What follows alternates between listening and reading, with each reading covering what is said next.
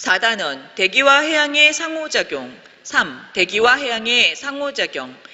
이번 시간의 핵심 개념은 용승과 침강, 엘니뇨와 라니냐, 남방진동, 엔소 등입니다. 학습 목표 1. 해수의 용승과 침강이 발생하는 과정을 설명할 수 있다. 2. 용승과 관련된 대표적인 기후변동인 엘니뇨와 라니냐 현상을 설명할 수 있다. 3. 남방진동의 발생 과정과 현상을 이해하고 이와 관련된 기후변화를 설명할 수 있다입니다. 아유, 추워. 이집트에 웬 눈이야? 2013년 이집트에서는 112년 만에 눈이 내려 피라미드와 스핑크스가 하얀 눈에 덮였습니다.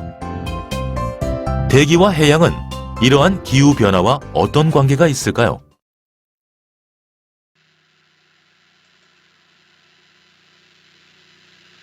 대기와 해양은 서로 에너지를 주고받으며 상호작용하고 있습니다. 때문에 둘 중 하나의 변화는 다른 쪽의 변화를 일으켜서 기후변화가 나타날 수 있습니다.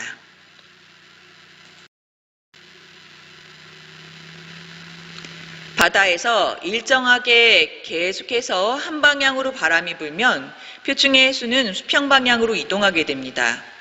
그래서 빈자리를 채우기 위해서 연직 방향으로 해수의 이동이 일어나게 됩니다. 깊은 곳에 있던 해수가 위로 올라오는 현상을 용승, 표층에 있던 해수가 아래로 내려가는 현상을 침강이라고 합니다.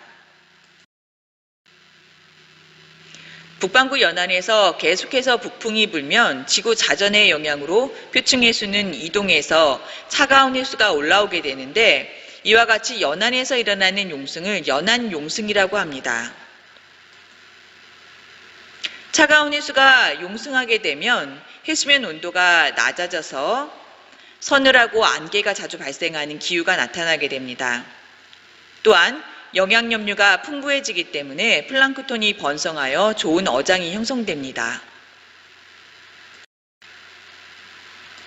그림은 북반구 연안에서 일어나는 용승과 침강을 나타낸 모식도입니다. 북반구 연안에서 북풍이 불어서 표층 해수가 바람이 부는 오른쪽 직각 방향으로, 즉 외해 방향으로 이동하게 되면 표층 해수의 빈자리를 메꾸기 위해서 깊은 곳에서 얕은 곳으로 용승이 일어나게 됩니다. 반면에 북반구 연안에서 남풍이 지속적으로 불게 되면 표층의 해수는 바람이 부는 오른쪽 직각 방향, 즉 내해 방향으로 밀려오게 됩니다. 그러면 표층의 해수는 깊은 곳으로 이동하면서 침강이 일어나게 됩니다.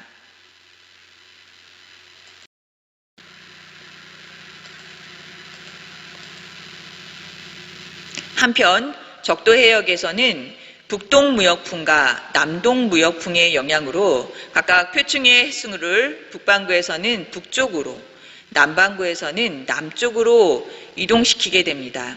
지구 자전의 영향으로 북반구에서는 바람이 부는 방향의 오른쪽 직각 방향으로, 남반구에서는 바람이 부는 방향의 왼쪽 직각 방향으로 표층의 해수가 이동하기 때문인데요. 때문에 적도 해역 아래에 차가운 해수가 용승에 올라옴으로써 표층 해수의 빈자리를 메꾸게 됩니다. 이러한 현상을 적도 용승이라고 합니다.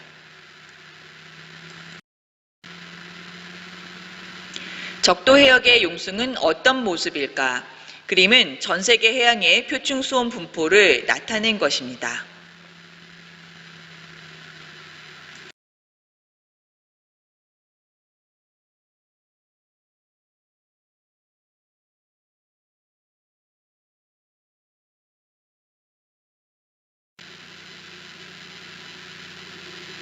핵심 개념 확인하기 문제 풀어보겠습니다. 1번, 북아메리카의 캘리포니아 연안에서 계속해서 북풍이 불 때 표층 해수는 어느 방향으로 이동하는가?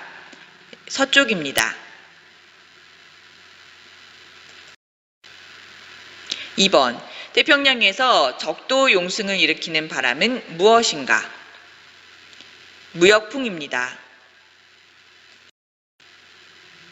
3번, 북반구에서 중심기압이 매우 낮은 태풍의 중심 해역에서 일어나는 해수의 연직 방향 움직임을 예상해 보자. 태풍은 저기압이기 때문에 북반구에서 시계 반대 방향으로 바람이 중심을 향해 불어 들어갑니다. 따라서 표층의 해수는 바람에 의해 태풍의 중심에서 주변 방향으로 이동하기 때문에 태풍의 중심이 있는 해역에서는 연직 방향으로 해수의 용승이 일어나게 됩니다.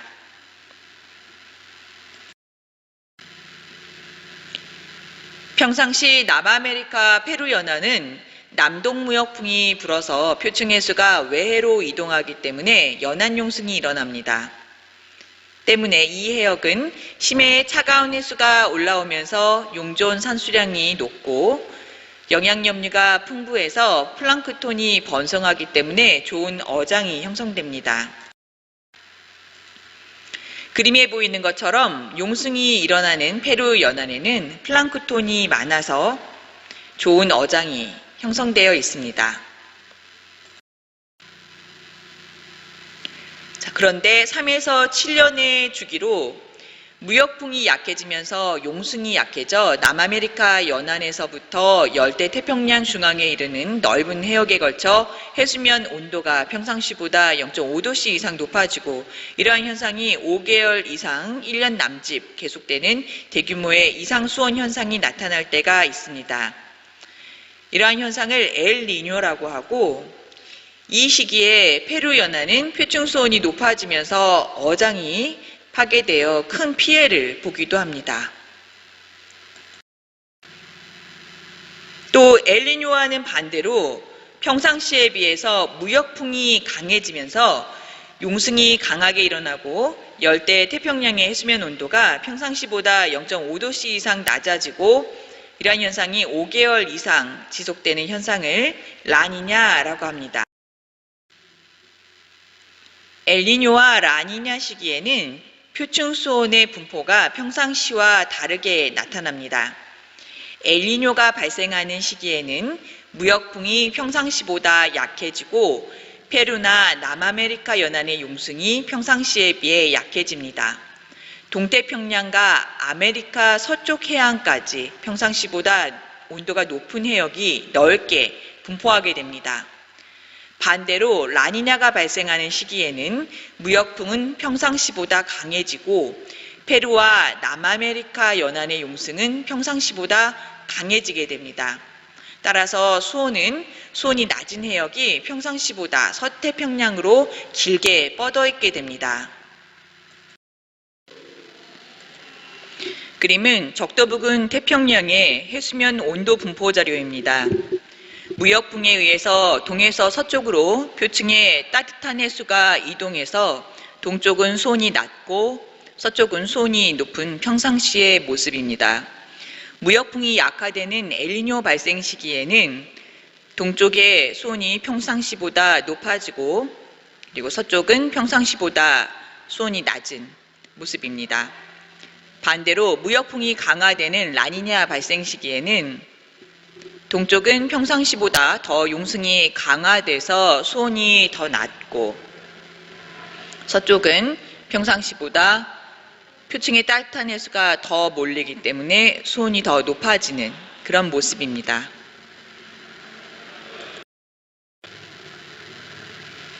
엘니뇨와 라니냐 시기에는 동서방향 수온 약층의 경사가 평상시와 다르게 나타납니다. 엘니뇨 시기에는 따뜻한 서태평양의 해수가 동태평양까지 이동하기 때문에 수온 약층의 경사가 평상시에 비해 완만해집니다. 반면에 라니냐 시기에는 동태평양의 표층 수온은 더욱 낮아져서 수온 약층의 경사가 커지게 됩니다. 그림에서와 같이 엘니뇨 시기에는 서태평양의 따뜻한 표층 해수가 동쪽으로 이동하기 때문에 수온 약층의 경사가 평상시에 비해서 완만해지게 됩니다. 반면에 라니냐 발생 시기에는 동쪽에서 서쪽으로의 따뜻한 표층 해수의 이동이 평상시보다 더 강화되기 때문에 동태평양에서는 용승이 더욱 강화되고 때문에 수온 약층의 경사가 평상시에 비해서 더 커지게 됩니다. 핵심 개념 확인하기 문제 풀어보겠습니다. 1번. 페루 연안의 수온이 평년보다 높아지는 현상을 무엇이라고 하는가? 엘니뇨입니다. 2번. 라니냐 발생 시에 동태평양 용승 해역의 넓이는 어떻게 변하는가? 라니냐 시기에는 평상시에 비해 무역풍이 강해져서 표층 해수의 이동이 많아지기 때문에 동태평양 하층의 차가운 해수가 더 많이 용승하게 됩니다. 때문에 표층 수온이 낮은 해역은 평상시에 비해 더 서쪽으로 확장되게 됩니다. 그래서 용승 해역의 넓이는 넓어지게 됩니다. 적도 해역에서 동태평양에서는 용승이 일어나므로 동태평양의 해수면 수온은 서태평양보다 낮습니다. 서태평양에서 동태평양보다 더 많은 양의 열과 수증기가 대기로 이동하기 때문에 서태평양에서는 공기가 상승하여 지상에 저기압이 발달하고 동태평양의 상공에서는 수렴한 공기가 하강하기 때문에 지상에 고기압이 발달합니다. 열대 태평양에서는 이렇게 고기압과 저기압의 발달에 의해 거대한 대기의 순환이 형성되는데 이러한 대기의 순환을 워커 순환이라고 합니다. 워커 순환에 의해 평상시 서태평양 지역에서는 태풍, 강수 등의 기상현상이 나타나고 동태평양 지역은 대기가 건조하게 됩니다. 엘니뇨 발생 시에는 무역풍과 동태평양에서의 용승이 약화되면서 서태평양의 따뜻한 해수는 동태평양으로 이동하게 됩니다. 때문에 워커 순환의 상승 영역도 평상시에 비해 동쪽으로 치우쳐지게 되는데요. 따라서 서태평양은 평상시보다 기압이 높아져서 건조하고 가뭄이 발생할 수 있습니다. 반면에 동태평양은 평소보다 비가 많이 내리고 허리케인도 많이 발생하는 현상이 나타납니다.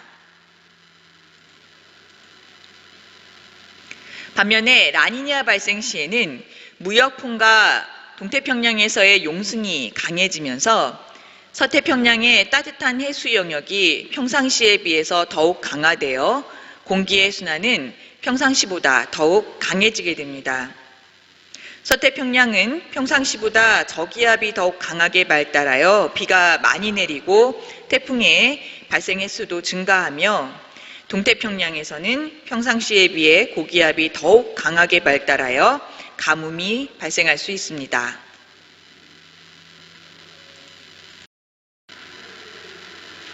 열대 태평양에서 엘니뇨와 라니냐 시기에 나타나는 대기의 기압 분포의 변화를 남방진동이라고 합니다.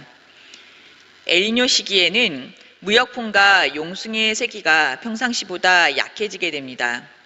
따라서 서태평양 지역은 평상시에 비해 기압이 증가하게 되고 그래서 날씨는 건조하고 가뭄이 발생할 수 있습니다. 동태평양 지역은 평상시에 비해 기압이 감소하기 때문에 더 많은 비가 내리고 허리케인도 더 많이 발생하는 현상이 나타나게 됩니다. 반면에 라니냐 시기에는 무역풍과 용승의 세기가 평상시보다 강해지게 됩니다.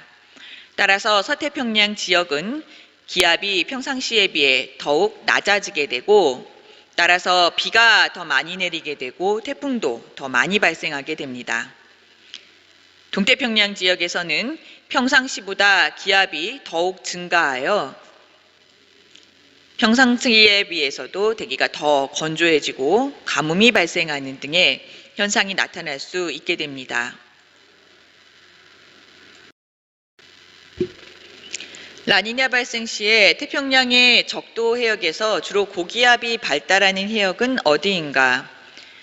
라니냐 시기에는 평상시에 비해 동태평양 해역의 대기의 침강이 강해지기 때문에 동쪽에 있는 아메리카 대륙까지도 영향을 미쳐서 태평양의 동쪽 해역과 그 대륙까지 고기압이 강하게 자리 잡게 됩니다.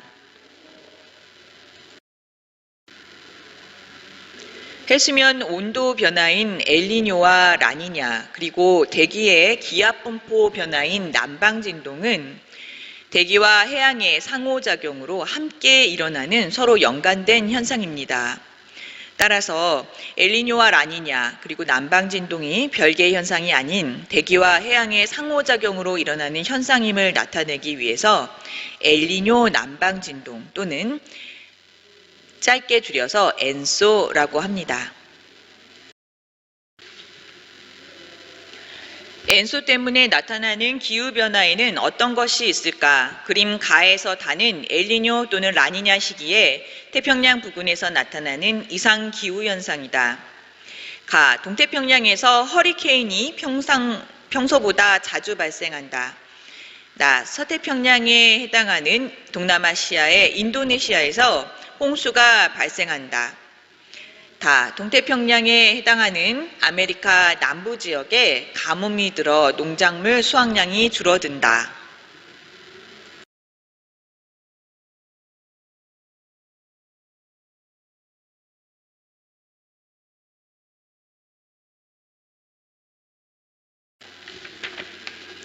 지금까지 용승과 침강, 엘니뇨와 라니냐, 남방진동과 기후변화 등 대기와 해양의 상호작용에 대해서 살펴봤습니다.